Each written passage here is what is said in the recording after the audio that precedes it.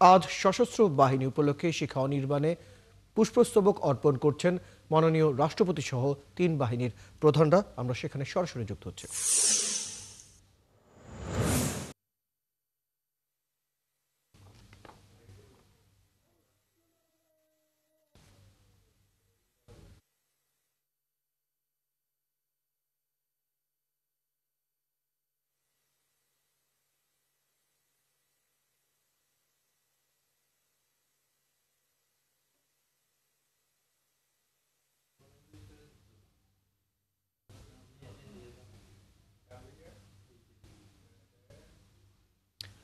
দর্শক, আপনারা দেখতে পাচ্ছেন পুষ্পস্তবক অর্পণের পর ফিরে যাচ্ছেন মাননীয় রাষ্ট্রপতি। আজ সশস্ত্র দিবস বাহিনী দিবস উপলক্ষে দিনব্যাপী নানা কার্যক্রম রয়েছে। বেশ যথাযথ মর্যাদা এবং উৎসাহ উদ্দীপনার মধ্যে পালিত হচ্ছে আজ সশস্ত্র বাহিনী দিবস। দিবসটি উপলক্ষে রাষ্ট্রপতি ও সশস্ত্র বাহিনীর সর্বাধিনায়ক সহ প্রধান উপদেষ্টা পৃথক বাণী দেবেন। ১৯৭১ সালের মহান স্বাধীনতা যুদ্ধে আত্মোৎসর্গকারী সশস্ত্র বাহিনীর সদস্যদের স্মৃতির প্রতি শ্রদ্ধা জানিয়ে রাষ্ট্রপতি সহ অন্যান্যরা পুষ্পস্তবক অর্পণ করছেন।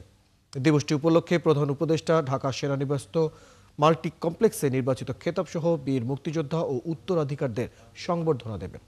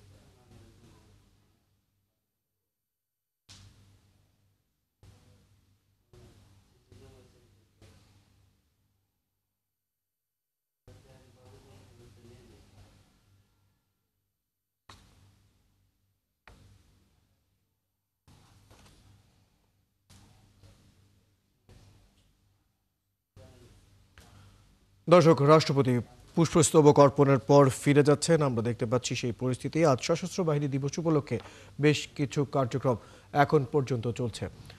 দর্শক, দিবসটি উপলক্ষে রাষ্ট্রপতি ও সশস্ত্র বাহিনীর সর্বাধিক নানা আয়োজন দিনব্যাপী কিন্তু থাকছে।